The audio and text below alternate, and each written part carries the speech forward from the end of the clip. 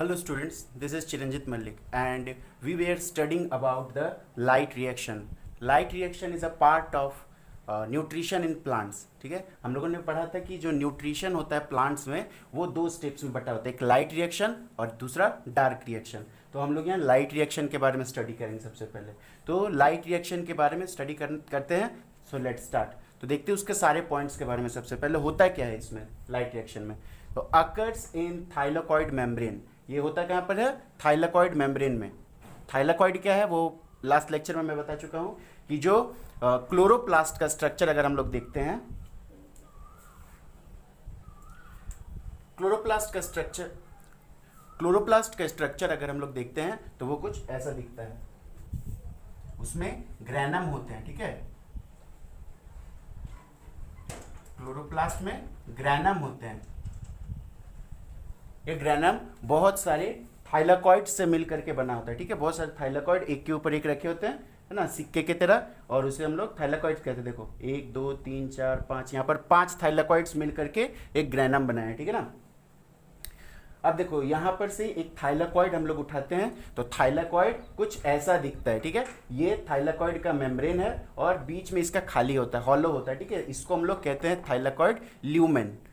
समझ में आ रहा है? इसे थाइलाकॉइड ल्यूमेन कहते हैं और ये उसका थाइलाकॉइड का मेम्ब्रेन है. इस थाइलाकॉइड मेम्ब्रेन में ही क्या होता है? थाइलाकॉइड मेम्ब्रेन में ही क्लोरोफिल है, जो कि हम यहाँ पर ब्लू कलर से दिखाए हुए हैं. ठीक है, ये जो ब्लू कलर के डॉट्स देख रहे हो ये क्लोरोफिल है. ठीक है, अब क्या होता है कि the chlorophyll in thylakoid membrane gets excited by absorbing the sunlight and releases an electron. ये जो क्लोरोफिल है ब्लू कलर का, जब इस पर सनलाइट पड़ता है, ये देखो यहाँ पर सनलाइट जब इस पर पड़ता है तो क्लोरोफिल क्या करता है? सोलर एनर्जी को अब्सॉर्ब करता है. और सोलर एनर्जी तो आपको पता है कि हम दुनिया में जितने भी चीजें हैं सब एटम्स से बने हुए हैं. एटम्स में इलेक्ट्रॉन्स भी होते हैं. तो ये क्लोरोफिल भी एक एटम है, उसमें भी इलेक्ट्रॉन्स हैं. तो जब ये सोलर एनर्जी को अब्सॉर्ब करता है तो वो इलेक्ट्रॉन्स क्या होते हैं? एक्साइटेड हो जाते हैं. एक्साइटेड होकर क्या होते हैं? वो बाहर निकलते हैं क्लोरोफिल ए से. क्लोरोफिल ए से एक एक्साइटेड इलेक्ट्रॉन बाहर निकलता है और इसके पास ही रहता है एक इलेक्ट्रॉन एक्सेप्टर. वो उस इलेक्ट्रॉन को एक्सेप्ट करता है. ठीक है ना, इलेक्ट्रॉन एक्सेप्टर, नाम में ही एक्सेप्टर. तो वो उस इजेक्टेड इलेक्ट्रॉन को एक्सेप्ट करता है और उसके बाद बहुत सारे स्टेप्स से पास होता हुआ चलता है ना. बहुत सारे इलेक्ट्रॉन स्टेप्स बहुत सारे इलेक्ट्रॉन एक्सेप्टर्स जो हैं उसको एक्सेप्ट करते हुए आगे बढ़ाते हुए चलते हैं. देखो क्लोरोफिल ए जाता है इलेक्ट्रॉन एक्सेप्टर के पास, फिर वो भेजता है प्लास्टोक्यूनॉन के पास.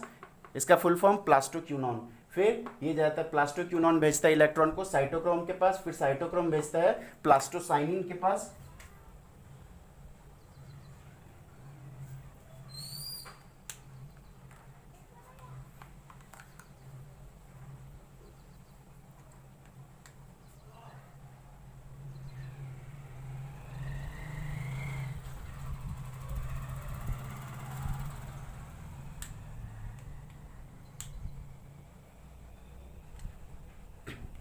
ठीक है, ये इलेक्ट्रॉन एक्सेप्टर इलेक्ट्रॉन को पास करता है प्लास्टोक्यूनॉन के पास, फिर प्लास्टोक्यूनॉन पास करता है साइटोक्रोम के पास, और फिर साइटोक्रोम प्लास्टोसाइनिन के पास, और फिर प्लास्टोसाइनिन फिर एक क्लोरोफिल मॉलिक्यूल के पास उसको भेजता है. ठीक है, फिर ये क्लोरोफिल मॉलिक्यूल फिर एक इलेक्ट्रॉन एक्सेप्टर को पास करता है और ये इलेक्ट्रॉन एक्सेप्टर क्या करता है? NADP से NADPH2 बनाता है उस इलेक्ट्रॉन के थ्रू. ठीक है, समझ में आ रहा है? देखो पहले एक क्लोरोफिल ए पर पड़ा सनलाइट, उसका इलेक्ट्रॉन क्या हुआ?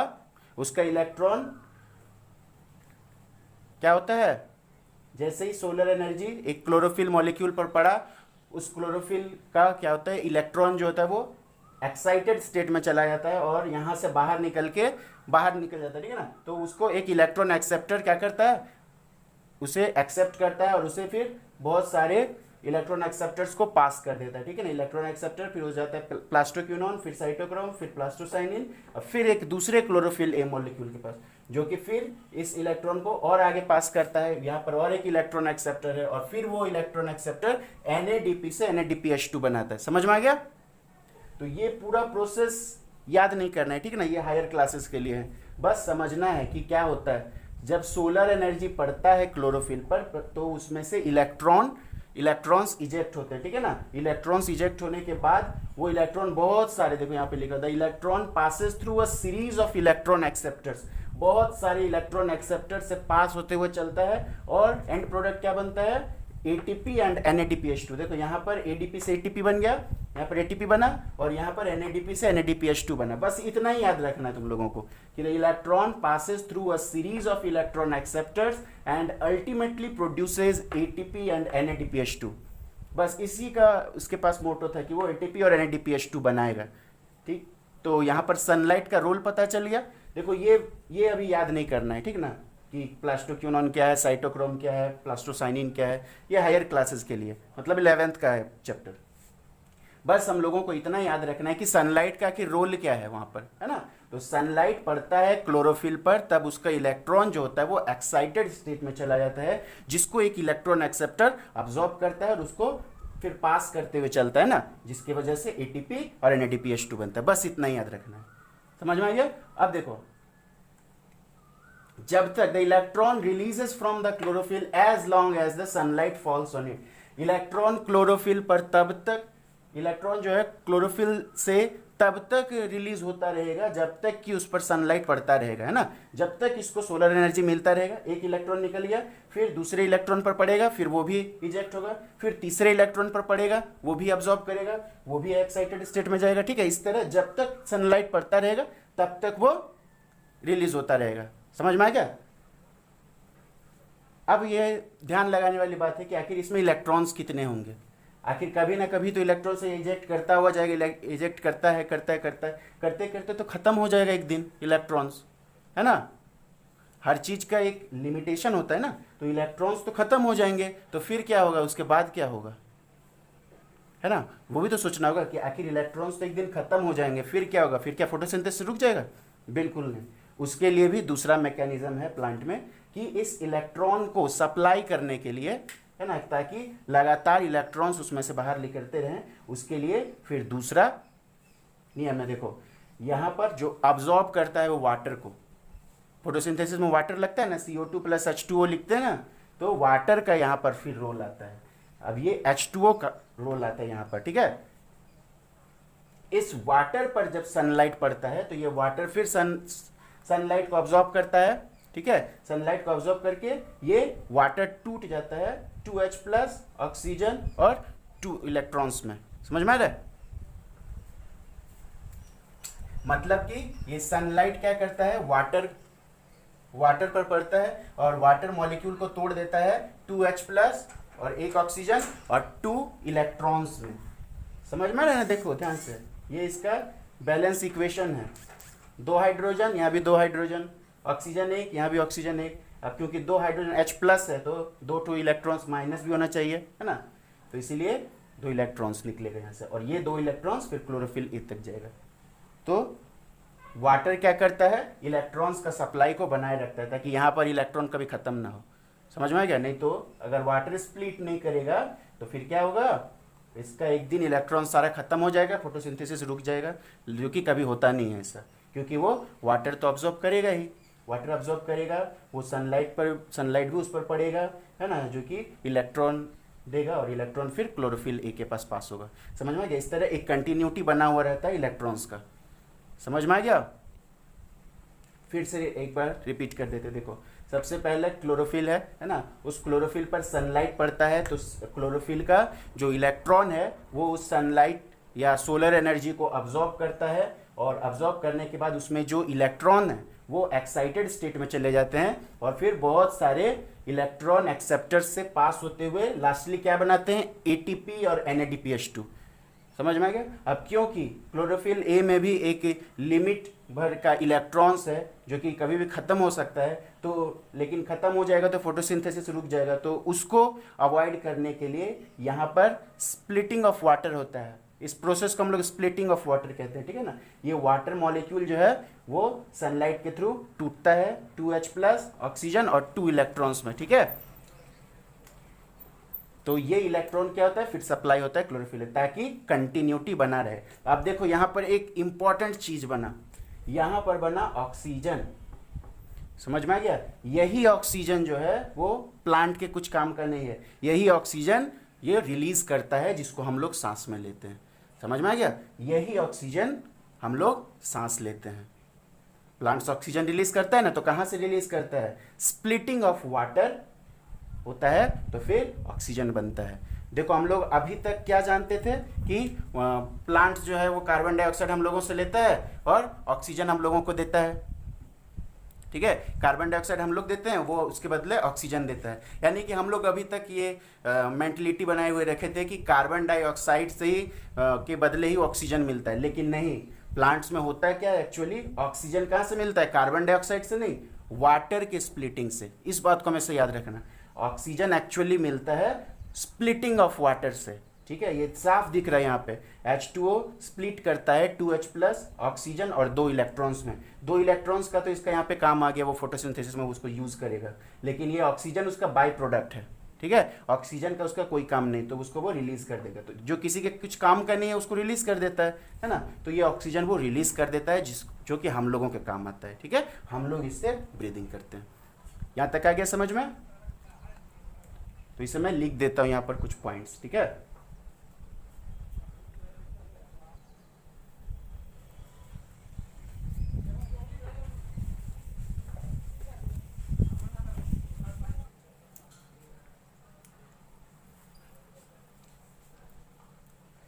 सो यहाँ हम लोग देख सकते हैं कि we know that chlorophyll molecule has a limited number of electrons which can end up after a certain time and photosynthesis में स्टॉप। सो यहाँ पर क्या है कि हम लोग देख सकते हैं कि जो क्लोरोफिल में एक लिमिटेड नंबर ऑफ इलेक्ट्रॉन्स मौजूद होते हैं विच can end up after a certain time and photosynthesis में स्टॉप। तो क्या होता है कि कुछ समय के बाद वो इलेक्ट्रॉन्स इजेक्ट होते जा रहे तो वो एक समय के बाद खत्म हो जाएगा, जो कि फोटोसिंथेसिस रुक सकता है ना। तो इस प्रॉब्लम को अवॉइड करने के लिए, हटाने के लिए, splitting of water takes place, मतलब वाटर स्प्लिट करता है। इस प्रॉब्लम से बचाव के लिए कैसे करता है? So splitting of water occurs as, देखो H2O टूटता है in the presence of sunlight, है ना। इसके लिए भी सोलर एनर्जी जरूरी है, तो सोलर एनर्जी को ऑब्जॉर्ब करता है और वो 2H प्लस और ऑक्सीजन और 2 इलेक्ट्रॉन्स देते हैं, ठीक है। In this way electrons are produced which keeps the photosynthesis continue. तो इस दौरान इलेक्ट्रॉन्स प्रोड्यूस होते हैं जो कि फोटोसिंथेसिस को कंटिन्यू रखते हैं ना। ये इलेक्ट्रॉन जाता है कहाँ पर? क्लोरोफिल ए मॉलिक्यूल के पास, और फिर क्लोरोफिल ए मॉलिक्यूल क्या करता है? इलेक्ट्रॉन्स जो है वो इजेक्ट करता रहता है। इस तरह कंटिन्यूटी बना रहता है ना। Here oxygen is produced as a byproduct which is eliminated by the plant। तो यहाँ ऑक्सीजन एक बाई प्रोडक्ट बनता है जिसका उसको कोई ज़रूरत नहीं है, तो उसको वो क्या करता है? एलिमिनेट कर देता है ना। तो इसी ऑक्सीजन को हम लोग सांस के द्वारा लेते हैं अपने शरीर में। तो इस तरह क्या पता चला कि it is clear that O2 is produced, यानी कि oxygen is produced by H2O, है ना, एंड नॉट बाय CO2। अभी तक जो हम लोगों के मन में चल रहा था कि CO2 के द्वारा वो बनता है ऑक्सीजन, तो नहीं होता ऐसा, ठीक है ना। ऑक्सीजन बनता है वाटर के द्वारा, ठीक है। इस पॉइंट को अच्छे से दिमाग में रख लो। ये नीट में भी पूछा जा चुका है सवाल कि जो ऑक्सीजन बनता है वो कहाँ से बनता है? कार्बन डाइऑक्साइड से या वाटर से? सो इसका आंसर होगा वाटर। अधिकतर स्टूडेंट्स जानते हैं कि CO2 से बनता है, मैं खुद जानता था, ठीक है, लेकिन जब मैंने पढ़ा तो फिर पता चला नहीं, CO2 से बनता है। तो एक साइंस का स्टूडेंट होने के नाते आप लोगों को भी ये जान लेना चाहिए कि कार्बन डाइऑक्साइड से नहीं, जबकि वाटर से बनता है, ठीक है। यहां तक आ गया समझ में? अब हम लोग चलते हैं डार्क रिएक्शन की ओर, ठीक है। लाइट रिएक्शन यहाँ एंड हो जाता है, डार्क रिएक्शन के बारे में पढ़ते हैं कि डार्क रिएक्शन में होता क्या है। तो यहाँ पर हम लोगों ने देखा कि लाइट रिएक्शन कहाँ हो रहा था? थाइलाकॉइड मेम्ब्रेन में। ये बात भी बहुत इंपॉर्टेंट है, लाइट रिएक्शन थाइलाकॉइड मेम्ब्रेन में हो रहा था, लेकिन जो डार्क रिएक्शन होगा वो कहाँ पर होगा? स्ट्रोमा में। स्ट्रोमा समझ में आ रहा है? नहीं आ रहा है? बता देता हूँ। अब देखो डार्क रिएक्शन क्या होता है, ठीक है। डार्क रिएक्शन, तो डार्क रिएक्शन हम लोगों ने पढ़ा था कि लाइट रिएक्शन के बाद का जो स्टेप होता है वो डार्क रिएक्शन होता है। देखो डार्क रिएक्शन कैसे होगा? सबसे पहले तो ये होता है अकर्स इन स्ट्रोमा, है ना। सो स्ट्रोमा अगर तुम लोग भूल गए हो तो मैं याद दिला देता हूँ। क्लोरोप्लास्ट का स्ट्रक्चर को याद करो। क्लोरोप्लास्ट का स्ट्रक्चर ऐसा था, डबली मेम्ब्रेन बाउंड स्ट्रक्चर, ठीक है। डबली मेम्ब्रेन बाउंड स्ट्रक्चर, उसमें क्या था? उसमें था हम लोगों का इस तरीके से बहुत सारे,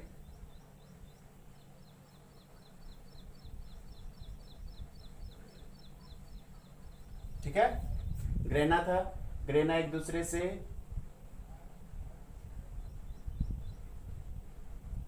ग्रेना एक दूसरे से स्ट्रोमल लैमेली से जुड़े हुए थे, और फिर क्या था, यहाँ का पूरा पूरा जो खाली जगह है वो एक लिक्विड से भरा हुआ था, जिसे हम लोग क्या कहते हैं, स्ट्रोमा। ये वाला स्पेस जो है, खाली जगह जो है, उसे हम लोग कहते हैं स्ट्रोमा। तो लाइट रिएक्शन जो हुआ वो थाइलाकॉइड मेम्ब्रेन में हुआ, यानी कि यहाँ पर हुआ, ठीक है, इसके अंदर। लेकिन जो डार्क रिएक्शन है, डार्क रिएक्शन कहाँ होगा, यहाँ पर स्ट्रोमा में, ठीक है, इसको हम लोग कहते हैं स्ट्रोमा।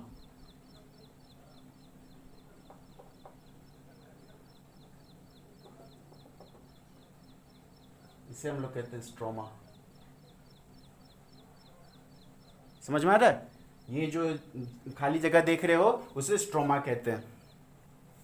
अब देखो, ये तो स्ट्रोमा में होगा डार्क रिएक्शन, लाइट रिएक्शन होगा थाइलाकॉइड मेम्ब्रेन में। ये बेहद इंपॉर्टेंट पॉइंट है, ठीक है, जो इंपॉर्टेंट पॉइंट है उसे मैं बताते चलो। इंडिपेंडेंट ऑफ लाइट, देखो डार्क रिएक्शन नाम से बहुत जन के मन में उठता होगा ये कि ये अंधेरे में होता है। सो ऐसा कोई बात नहीं है। डार्क रिएक्शन इसका नाम इसलिए है क्योंकि इस लाइट से इसको कोई लेना देना ही नहीं है ना, लाइट का इस पर कोई इफेक्ट नहीं पड़ता है। लाइट हुआ तब भी होगा, नहीं हुआ फिर भी होगा, यानी कि लाइट से इंडिपेंडेंट है ना। लेकिन लाइट रिएक्शन जो था वो तभी तक होगा जब तक कि लाइट होगा, है ना, क्योंकि हम लोगों ने उसमें पढ़ा कि जो इलेक्ट्रॉन्स को एक्साइटेड करने के लिए सोलर एनर्जी का होना जरूरी है। तो जब तक सनलाइट रहेगा तब तक वो इलेक्ट्रॉन एक्साइटेड होगा, इसीलिए उस पर लाइट रिएक्शन के लिए लाइट जरूरी था। लेकिन डार्क रिएक्शन में ऐसा कुछ नहीं होता है ना।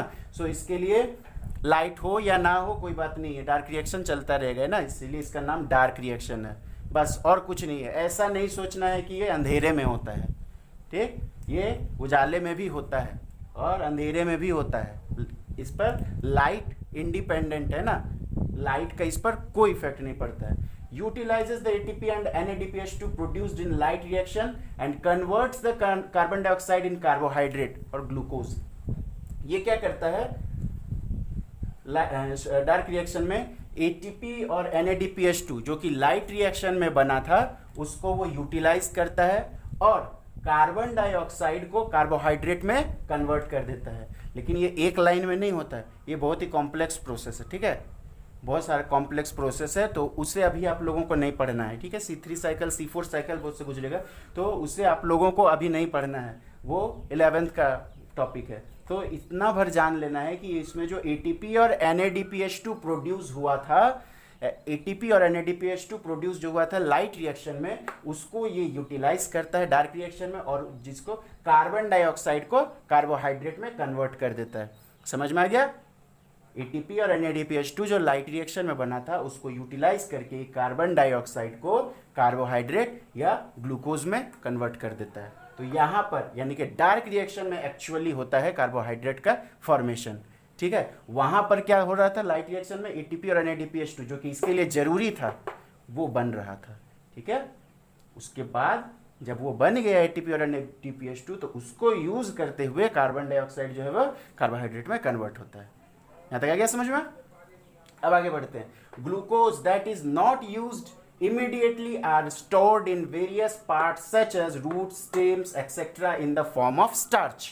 अब क्या होता है कि जितना ग्लूकोज ये बना लिया है ना, जितना कार्बोहाइड्रेट या ग्लूकोज ये बना लिया प्लांट, अब वो क्या करता है कि सब यूज नहीं होता है, ग्लूकोज तुरंत यूज नहीं हो जाता है सब, तो फिर क्या करते हैं उसको स्टोर करके रखेंगे, है ना। जैसे कि कोई किसान फसल उगा रहा है ना, फसल उगा लिया तो उसको क्या करता है, फिर अब एक ही दिन में तो नहीं खा लेता है, एक ही दिन में नहीं खा लेता, जितना उसको खाने का जरूरत है उसको वो खाता है, और उसके बाद उसको स्टोर करके रखना पड़ता है ना, स्टोर करके रखना पड़ता है ताकि जब एडवर्स कंडीशन है ना, जब एडवर्स कंडीशन हो तो उसे फिर वो उसको यूटिलाइज कर सके, है ना। तो ठीक इसी तरह का जो प्रोसेस होता है वो प्लांट्स में भी होता है कि ग्लूकोज जो बन गया है अब, और उसको यूटिलाइज करने के बाद भी अगर बच जाता है तो उसको वो क्या करता है, स्टोर करके रखता है, स्टोर करके रखता है वेरियस पार्ट्स, ठीक है ना।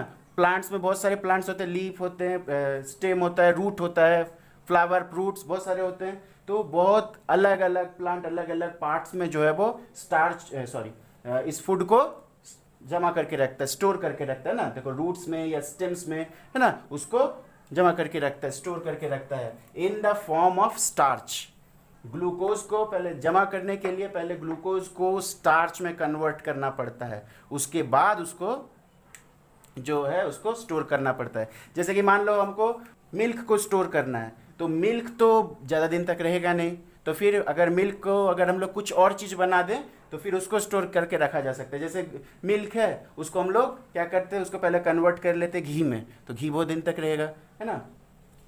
या फिर मिल्क है, लिक्विड मिल्क है, उसको पाउडर मिल्क में कन्वर्ट कर दिया जाता है, तो भी वो बहुत दिन तक रहेगा। तो इस तरीके से ये ग्लूकोज जो है, ग्लूकोज को प्लांट सबसे पहले क्या करता है, स्टार्च में कन्वर्ट करता है, ठीक है। स्टार्च में कन्वर्ट करने के बाद उसको वेरियस पार्ट्स में जो है अपना वो सब अलग अलग प्लांट्स अपने वेरियस पार्ट्स में उसको स्टोर करके रखता है। कोई रूट्स में रखता है, कोई स्टेम्स में रखता है, जैसे कि पोटैटो अपने स्टेम्स में रखता है, ठीक है। स्वीट पोटैटो जो है, शकरकंद होता है, वो अपने रूट में रखता है ना। मूली अपने रूट में रखता है, कैरेट अपने रूट में रखता है, टर्निप रूट में रखता है, ठीक है ना। इसी तरह पोटैटो जो है वो स्टेम में रखता है, समझ में आ रहा है।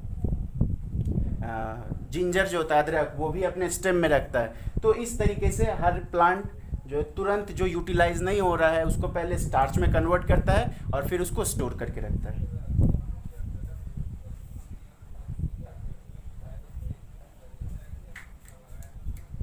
तो यहां तक आ गया समझ में। सिमिलर प्रोसेस हम लोगों के बॉडी में भी होता है। जो ग्लूकोज हम लोगों के बॉडी के अंदर जाता है, देखो ग्लूकोज हम लोग का बॉडी बना नहीं सकता है क्योंकि हम लोग हेटेरोट्रॉफिक हैं, ये तो पता है। ग्लूकोज हम लोगों का बॉडी बना नहीं सकता। ये जो ग्लूकोज प्लांट बनाया उस प्लांट को हम लोग खाते हैं और उसी प्लांट के थ्रू हम लोग के बॉडी में ग्लूकोज जाता है, ठीक है ना। तो ये ग्लूकोज जो है उसको भी हम लोग का बॉडी भी तुरंत सब यूटिलाइज नहीं कर लेता है, तुरंत यूटिलाइज नहीं कर लेता है। उसको क्या करता है, अगर बच जाता है तो उसको ग्लाइकोजन के फॉर्म में लीवर में, हम लोग का बॉडी में सब अलग अलग पार्ट में नहीं जमा होता है, वो लीवर में जमा होता है ना। लीवर में किस फॉर्म में जमा होता है, ग्लूकोज को पहले ग्लाइकोजन में कन्वर्ट किया जाता है, ठीक है। जैसे इसमें ग्लूकोज को स्टार्च में कन्वर्ट किया जा रहा था प्लांट्स में, हम लोगों का में क्या किया जाता है, ग्लूकोज को ग्लाइकोजन में कन्वर्ट किया जाता है और उसको लीवर में, जो लीवर है हम लोगों का, उस लीवर में स्टोर करके रखा जाता है ताकि एडवर्स कंडीशन बाद में उसको यूज किया जा सके। समझ में आ रहा है। जैसे बहुत दिन तक अगर कोई भूखे रहता है, एक दिन मान लेते, खाना तो डेली जरूरी है, लेकिन अगर कोई 3-4 दिन 5 दिन भूखा रहता है तो फिर भी वो नहीं मरता है ना। क्यों नहीं मरता है, क्योंकि उसका लीवर में पहले से ही ग्लूकोज जो है वो जमा है ग्लाइकोजन के फॉर्म में। उस वक्त उस एडवर्स कंडीशन में ग्लाइकोजन जो है फिर ग्लूकोज में कन्वर्ट होता है और उसको बॉडी अपना काम में लगाता है। समझ में आ रहा है। हाँ, और अगर मान लो कि ये जो होता है कि तुरंत यूज कर लेता और अगर क्या करता है, स्टोर नहीं कर पाता, तो फिर क्या वो इंसान जिंदा रह पाता, 3-4 दिन 5 दिन तक नहीं रह पाता। लेकिन हमारे बॉडी में वो प्रोसेस है कि ग्लूकोज को ग्लाइकोजन के फॉर्म में कन्वर्ट करके उसको एडवर्स कंडीशन के लिए स्टोर करके रखना है। ठीक प्लांट्स में भी वही होता है, लेकिन उसमें क्या होता है, ग्लूकोज को स्टार्च में कन्वर्ट किया जाता है। उसमें भी आता है एडवर्स कंडीशन, जैसे कि ऑटम का सीजन जो है, ऑटम के सीजन यानी पतझड़ के टाइम में क्या होता है, सब प्लांट्स का देखना पत्ते झड़ जाते हैं, है ना। पत्ते झड़ जाते हैं तो उस वक्त पत्ते में ही तो फोटोसिंथेसिस हो रहा है ना, लीव्स में ही फोटोसिंथेसिस हो रहा है, तो फिर पत्ते ही झड़ गए हैं तो फिर फोटोसिंथेसिस होगा कहाँ और ग्लूकोज कहाँ बनेगा, है ना। तब क्या करता है, वो इस स्टार्च को यूटिलाइज करता है। समझ में आ रहा है। तो अब आगे बढ़ते हैं। सो यहाँ पर हम लोग को ग्लाइकोजन के फॉर्म में स्टार्च जो है, सॉरी ग्लूकोज जो है ह्यूमन बॉडी में लीवर में स्टोर रहता है। यहाँ तक आ गया समझ में। अब हम लोग आगे देखते हैं। अब आते हैं जो फोटोसिंथेसिस के लिए एक ज़रूरी चीज़ है, वो है कार्बन डाइऑक्साइड, है ना। वाटर को तो वो अपने रूट से ले लेगा और हम लोग उसके बारे में पढ़ेंगे जब ट्रांसपीरेशन के बारे में पढ़ेंगे, उसमें ट्रांसपोर्ट कैसे होता है उसके बारे में हम लोग पढ़ेंगे, ठीक है ना। वाटर कैसे आता है प्लांट्स में, लेकिन अभी पढ़ते हैं कार्बन डाइऑक्साइड कैसे आता है ना लीफ के लिए, क्योंकि कार्बोहाइड्रेट को प्रोड्यूस करने के लिए कार्बन डाइऑक्साइड बहुत जरूरी है। सो कार्बन डाइऑक्साइड कैसे आता है, तो carbon dioxide is taken from environment through the stomata, ठीक है। स्टोमाटा का नाम सुने होंगे आप लोग, है ना। तो वो स्टोमाटा के थ्रू लेता है एनवायरमेंट से कार्बन डाइऑक्साइड को। कैसे लेता है, देखो स्टोमाटा, सबसे पहले स्टोमाटा के बारे में जानते हैं कि है क्या। So stomata kidney bean shaped structure जो कि लीफ में होता है, लेकिन लीफ में अभी तक तो हम लोग पढ़ रहे थे कि सिर्फ लीफ में होता है, लेकिन ऐसी बात नहीं है, लीफ में भी होता है, उसके स्टेम में भी होता है, ठीक है। और उसके फ्रूट्स में भी होता है, फ्लावर्स में भी होता है, हर जगह पर होता है स्टोमाटा, लेकिन लीव्स में अबंडेंटली होता है और उसमें बहुत ही कम मात्रा, मतलब नेग्लिजिबल होता है उसमें, ठीक है ना। स्टेम और फ्रूट्स, फ्लावर्स सब में क्या होता है कि नेग्लिजिबल अमाउंट में स्टोमाटा होता है, उसमें बहुत कम स्टोमाटा होते हैं, ठीक है, जिसका कि कोई फायदा भी नहीं है। अधिकतर स्टोमाटा आपको कहाँ मिलेंगे? लीव्स में, इसीलिए हम लोग लीव्स को स्टडी करते हैं स्टोमाटा के लिए। सो लीव्स में भी देखो अनइक्वल डिस्ट्रीब्यूशन होता है स्टोमाटा का। लीव्स में भी कहाँ पर ज़्यादा मिलेंगे? वो लोअर सरफेस ऑफ लीव्स। देखो दो सरफेस है लीफ का, एक हाँ ऊपर वाला सरफेस जो डार्क ग्रीन कलर का होता है, कोई भी पत्ता ले लो, कोई भी पत्ता, ऊपर वाला सरफेस डार्क ग्रीन कलर का और लोअर सरफेस, उसको उल्टा करके देखना पत्ते को, वो लाइट ग्रीन कलर का होता है ना। सो वो नीचे वाला जो हिस्सा है उसमें ज़्यादा स्टोमाटा होते हैं, ठीक है। किसी भी लीफ के लोअर सरफेस में ज़्यादा स्टोमाटा होते हैं, समझ में आ रहा है? सो क्यों होते हैं उसका भी कारण है। लोअर सरफेस में ज़्यादा स्टोमाटा होने का इस वजह है कि देखो स्टोमाटा से क्या होता है? ट्रांसपीरेशन होता है। ट्रांसपीरेशन क्या होता है वो तो जानते ही हो, है ना, कि लीफ के सरफेस से वाटर का बाहर निकल जाना, पानी का बाहर निकल जाना in the form of water vapour. So उसको हम लोग ट्रांसपीरेशन कहते हैं। तो अगर अपर सरफेस में ज़्यादा स्टोमाटा हुआ तो उस पर डायरेक्ट सनलाइट पड़ेगा, ज़्यादा धूप पड़ेगा, ज़्यादा गर्मी होगा तो ज़्यादा ट्रांसपीरेशन होगा, है ना, जिससे कि प्लांट में जो है वाटर लॉस ज़्यादा होगा। सो इस वाटर लॉस को कम करने के लिए प्लांट बॉडी में क्या मैकेनिज्म है कि उसका लोअर सरफेस में होता है ना। अगर अपर सरफेस में होता है तो सनलाइट डायरेक्ट पड़ेगा, जिसकी वजह से ट्रांसपीरेशन ज़्यादा होगा, यानी वाटर लॉस ज़्यादा होगा। तो उस वाटर लॉस को कम करने के लिए उसके लोअर सरफेस में होता है स्टोमाटा ज़्यादा, ताकि उस पर डायरेक्ट सनलाइट नहीं पड़ता है तो थोड़ा कम ट्रांसपीरेशन होगा उसके थ्रू, इसलिए ज़्यादा होता है।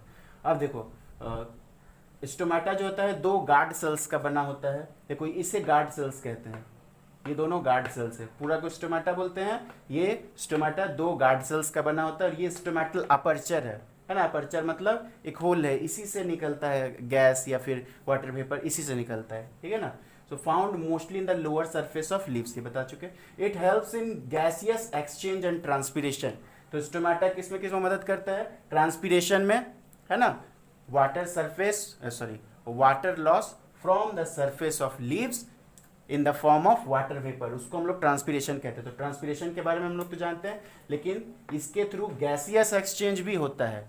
यही से गैसियस एक्सचेंज होगा। गैसियस एक्सचेंज मतलब लाइट रिएक्शन में जो ऑक्सीजन बना उसको तो एक्सक्रीट करना होगा, क्योंकि ऑक्सीजन प्लांट्स के लिए खतरनाक है, ठीक है। सो ऑक्सीजन को एक्सक्रीट करना होगा, और फिर क्या है, कार्बन डाइऑक्साइड जो कि उसके लिए जरूरी है कार्बोहाइड्रेट बनाने के लिए, तो उसको भी अंदर लेना होगा।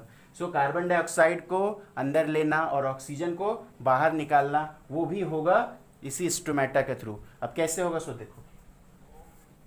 तो सबसे पहले देखो स्टोमाटा क्लोज है ना, वो क्लोज है। जब तक क्लोज है उसमें से तो अंदर कोई अंदर बाहर कोई नहीं कर सकता, है ना। सो सबसे पहले इसका खुलना जरूरी है। स्टोमाटा खुलेगा कैसे, पहले वो देख लेते हैं। तो खुलेगा कैसे? सबसे पहले जो है वाटर इसके अंदर जाएगा, है ना। किसी के अंदर वाटर अंदर जाता है तो वो क्या होता है, फूलता है। चने को हम लोग, चना तो बिल्कुल सूखा हुआ सा रहता है, उसको पानी में डाल देते हैं तो वो फूलता है ना।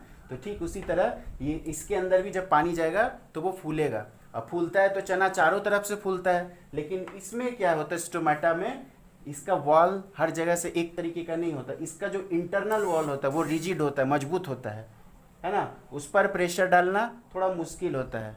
पानी प्रेशर डालता है जिसके वजह से वो चारों तरफ से फैलता है, लेकिन इसके ऊपर भी प्रेशर डालेगा, लेकिन इसके ऊपर वो इफेक्ट नहीं दिखेगा, क्योंकि ये मजबूत वॉल है। इंटरनल वॉल जो होता है वो ज़्यादा मजबूत होता है, लेकिन जो एक्सटर्नल वॉल है, जो इस तरफ का वॉल है, यहाँ पर पहले तो पानी अंदर गया, है ना, पानी गया अंदर और सब तरफ प्रेशर डालेगा, चारों तरफ कि फूलेंगे, प्रेशर चारों तरफ लगेगा, लेकिन इफेक्ट किस तरफ दिखेगा, क्योंकि ये इंटरनल वॉल जो है वो मजबूत है ना। तो इसीलिए ये सारा प्रेशर नाकाम हो जाएगा, किसी काम का नहीं रहेगा। तो प्रेशर बाहर की तरफ लग रहा है, तो बाहर की तरफ लगेगा तो ये क्या होगा, इसको इस तरफ स्ट्रेच करेगा, है ना। तो ये ऐसे फैल जाएगा, ठीक है। देखो इस तरफ बाहर की तरफ सारा प्रेशर लग रहा है, पानी जो है इसके आउटर वॉल पर प्रेशर डाल रहा है, तो ये फैल रहा है ऐसे। जिसके वजह से ये जो है ओपन हो गया। समझ में आ गया? ये पहले बंद था, जैसे ही पानी इसके अंदर डिफ्यूज हुआ, पानी सब तरफ प्रेशर डाल रहा था, लेकिन प्रेशर का इफेक्ट बाहर के आउटर वॉल की तरफ दिखा, क्योंकि इनर वॉल जो है वो रिजिड है, ठीक है ना, इसलिए आउटर वॉल की तरफ वो ज्यादा प्रेशर डाल रहा है और वो बाहर की तरफ इस तरह खुल गया स्टोमाटा। ठीक है, स्टोमाटा खुल गया, ओपन हो गया। अब इसमें से होगा गैसियस एक्सचेंज। कैसे होगा? सो देखो, हवा में तो सब कुछ है, कार्बन डाइऑक्साइड भी है, ऑक्सीजन भी है, तो ऑक्सीजन बाहर ही क्यों गया और कार्बन डाइऑक्साइड अंदर ही क्यों आया? ऐसा भी तो हो सकता था कि कार्बन डाइऑक्साइड बाहर चला जाए और ऑक्सीजन अंदर आ जाए, ऐसा भी हो सकता था, लेकिन नहीं हुआ। क्यों नहीं हुआ? उसका भी रीजन है। देखो ध्यान से, प्लांट में ऑक्सीजन बन रहा है ना, प्लांट में ऑक्सीजन बन रहा है, जिसकी वजह से ऑक्सीजन का कॉन्सेंट्रेशन यहां पर क्या होगा? हाई होगा, है ना, क्योंकि ये ऑक्सीजन बनाने का फैक्ट्री है, तो सबसे ज्यादा ऑक्सीजन यहीं पर होगा, है ना। और हवा में ऑक्सीजन क्या है? लो है। ऐसा बात नहीं है कि हवा में ऑक्सीजन नहीं है, लेकिन जितना प्लांट के अंदर होता है उससे कम होगा। ठीक है, सो डिफ्यूजन में हम लोगों ने पढ़ा था कि diffusion is the process through which molecule goes from its higher concentration to its lower concentration. समझ में आ गया? सो यहाँ पर ऑक्सीजन का कॉन्सेंट्रेशन हाई है और यहाँ लो है, तो ऑक्सीजन कहाँ से कहाँ मूव करेगा? From higher to lower concentration. तो इस तरीके से ऑक्सीजन बाहर निकल जाता है। ऑक्सीजन क्यों बाहर निकला पता चल गया। अब कार्बन डाइऑक्साइड का बारी आता है। कार्बन डाइऑक्साइड इसके अंदर है ही नहीं, इसको चाहिए कार्बन डाइऑक्साइड, है ना, कार्बन डाइऑक्साइड प्लांट को चाहिए, लेकिन एयर में कार्बन डाइऑक्साइड है। ठीक है, एयर में कार्बन डाइऑक्साइड है, तो यहां पर कार्बन डाइऑक्साइड का कॉन्सेंट्रेशन बाहर में क्या है? हाई है, और यहाँ पर लो है, तो फिर यहाँ फिर डिफ्यूजन होगा, फिर यहाँ पर कार्बन डाइऑक्साइड का डिफ्यूजन होगा from its higher concentration to its lower concentration. तो कार्बन डाइऑक्साइड बाहर से अंदर की तरफ आएगा। समझ में आ रहा है? तो इस तरह कार्बन डाइऑक्साइड अंदर आया, ऑक्सीजन बाहर गया। आ गया समझ में?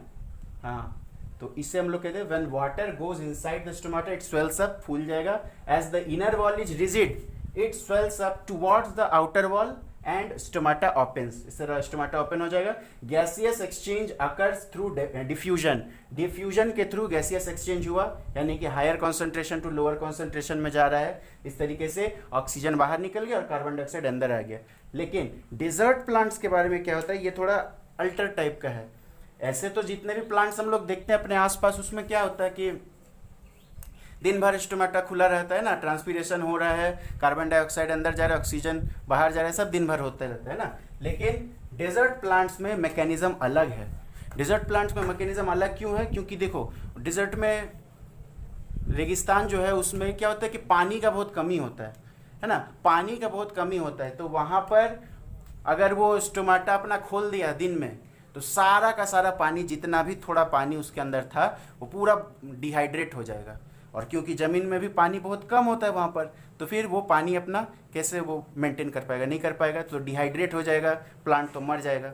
तो इसीलिए वहाँ के जो प्लांट्स होते हैं उनमें ये एडेप्टेशन होता है। ठीक है, एडेप्ट कर चुके हैं उस एनवायरनमेंट के अनुसार, अपने आप को ढाल लिया है उन लोगों ने प्लांट का, तो उसमें एक अलग मैकेनिज्म होता है। डेजर्ट प्लांट्स में, ज़ेरोफाइटिक प्लांट्स में क्या होता है कि वहाँ जो डेजर्ट प्लांट है वो ट्रांसपीरेशन को रोकने के लिए, ताकि ज़्यादा से ज़्यादा ट्रांसपीरेशन को रोक सके, यानी कि वाटर लॉस कम से कम हो, इसके लिए क्या करना पड़ेगा? स्टोमाटा को वो लोग दिन भर बंद रखते हैं, स्टोमाटा खुलने ही नहीं देते हैं डे टाइम में। ठीक है ना, तो स्टोमाटा जब खुलेगा ही नहीं तो ट्रांसपीरेशन कहाँ से होगा? ठीक है, सो ट्रांसपीरेशन को अवॉइड करने के लिए, वाटर लॉस को अवॉइड करने के लिए जो डेजर्ट प्लांट्स हैं वो स्टोमाटा को दिन भर क्लोज रखते हैं। अब सोचो कि स्टोमाटा ही क्लोज है तो कार्बन डाइऑक्साइड अंदर कैसे आएगा? और कार्बन डाइऑक्साइड जब अंदर ही नहीं आएगा तो फिर कार्बोहाइड्रेट कैसे बनेगा, है ना। तो इसका भी एक उपाय है कि ये दिन भर अपना स्टोमाटा बंद रखते हैं, लेकिन रात में जैसे टेम्परेचर कम हो गया, तो रात में टेम्परेचर कम हो गया तो ट्रांसपीरेशन का रेट कम हो गया, है ना।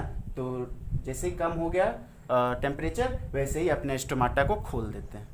ठीक है, स्टोमाटा को खोल देते हैं। अब कार्बन डाइऑक्साइड भी अंदर जाएगा, यानी कि रात में यहाँ पर होता है। जो बाकी प्लांट्स में दिन में हो रहा था, ये डेजर्ट प्लांट्स में कार्बन डाइऑक्साइड रात में अंदर जा रहे हैं। अब कुछ स्टूडेंट्स के मन में ये बात उठ रहा होगा कि सर आप तो कह रहे थे कि फोटोसिंथेसिस के लिए सनलाइट जरूरी है ना, सो कार्बन डाइऑक्साइड रात में किस जगह क्या काम आएगा इसका फिर, है ना। तो मैंने ये बताया था कि फोटोसिंथेसिस 2 स्टेप्स में होता है, एक लाइट रिएक्शन और डार्क रिएक्शन। लाइट रिएक्शन में कहीं भी कार्बन डाइऑक्साइड का नाम नहीं आया था, ठीक है। कार्बन डाइऑक्साइड का नाम आया था डार्क रिएक्शन में। डार्क रिएक्शन में लाइट का कोई रोल नहीं है, इसीलिए कार्बन डाइऑक्साइड यहाँ पर रात में अंदर जाता है। समझ में आ गया? So the CO2 is taken at night. यहाँ तक आ गया समझ में? पूरी इस चीज को नोट कर लो अच्छे से।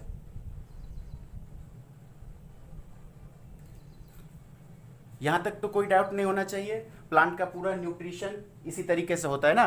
तो नेक्स्ट डे हम लोग पढ़ेंगे न्यूट्रिशन इन ह्यूमन बॉडी। अब देखो जो न्यूट्रिशन हुआ प्लांट्स में, है ना, यानी कि फोटोसिंथेसिस किन किन चीज़ों पे डिपेंड करता है। तो सबसे पहले availability of carbon dioxide, without carbon dioxide को तो कार्बोहाइड्रेट बनेगा ही नहीं। फिर अवेलेबिलिटी ऑफ वाटर, है ना, वाटर की अवेलेबिलिटी भी बहुत ज़्यादा मायने रखती है, क्योंकि वही जो है लगातार लाइट रिएक्शन में इलेक्ट्रॉन्स का सप्लाई को कंटिन्यू रखता है ना, सो वाटर भी जरूरी है। फिर तीसरा क्या है? तीसरा है सनलाइट, है ना। सनलाइट जब तक होगा नहीं तो फिर इलेक्ट्रॉन को वो इजेक्ट ही नहीं करेगा ना। सनलाइट नहीं होगा तो फिर इलेक्ट्रॉन्स जो है वो एक्साइटेड होंगे ही नहीं, और इलेक्ट्रॉन्स बाहर नहीं निकलेगा तो फिर आगे कुछ हो ही नहीं सकता, है ना। सो सनलाइट भी जरूरी है। और चौथा है टेम्परेचर। टेम्परेचर भी बहुत ज़्यादा जरूरी होता है। टेम्परेचर जरूरी कैसे होता है कि बहुत ज़्यादा अगर टेम्परेचर हो गया ना, तो डार्क रिएक्शन में क्या हो रहा था कि जो एक एंजाइम होता है रूबिस्को नाम का, ठीक है, रूबिस्को नाम का एक एंजाइम होता है जो कि कार्बोहाइड्रेट को कार्बन डाइऑक्साइड को कार्बोहाइड्रेट में कन्वर्ट करने में मदद करता है, ठीक है। रूबिस्को एंजाइम कार्बन डाइऑक्साइड को कार्बोहाइड्रेट में कन्वर्ट करने में मदद करता है डार्क रिएक्शन में। समझ में आ गया? तो बहुत ज़्यादा जब हाई टेम्परेचर हो जाता है तो वो कार्बन डाइऑक्साइड से, रूबिस्को कार्बन डाइऑक्साइड से नहीं रिएक्ट करके ऑक्सीजन से, यहाँ पर जो ऑक्सीजन बन रहा था लाइट रिएक्शन में, उस ऑक्सीजन से रिएक्ट करना शुरू कर देता है, ठीक है। तो बहुत ज़्यादा हाई टेम्परेचर, तो ऑक्सीजन से रिएक्ट करेगा तो फिर दूसरा ही प्रोडक्ट बनना शुरू हो जाता है, ठीक है। तो अगर टेम्परेचर हाई होता है तो ये सब प्रॉब्लम्स आते हैं, तो इसीलिए टेम्परेचर भी बहुत ज़्यादा मायने रखता है। समझ में आ गया? तो यहाँ पर हम लोगों का खत्म होता है न्यूट्रिशन इन प्लांट्स। अब हम लोग नेक्स्ट डे पढ़ेंगे कि हेट्रोट्रॉफिक न्यूट्रिशन कैसे होता है ना, जिसमें हम लोग ह्यूमन डाइजेस्टिव सिस्टम के बारे में भी पढ़ेंगे कि हेट्रोट्रॉफ्स में, ये तो था ऑटोट्रॉफ्स के बारे में, ठीक है, ऑटोट्रॉफ्स के बारे में यानी प्लांट्स के बारे में, प्लांट्स में किस तरीके से न्यूट्रिशन होता है। नेक्स्ट डे हम लोग पढ़ेंगे हेट्रोट्रॉफिक न्यूट्रिशन जो कि ह्यूमंस में भी होता है। तो ह्यूमन के बारे में हम लोग को पूरा स्टडी करना है, डाइजेस्टिव सिस्टम। तो यहीं पर हम अपना लेक्चर समाप्त करते हैं। पढ़ाई करते रहिए। Best of luck.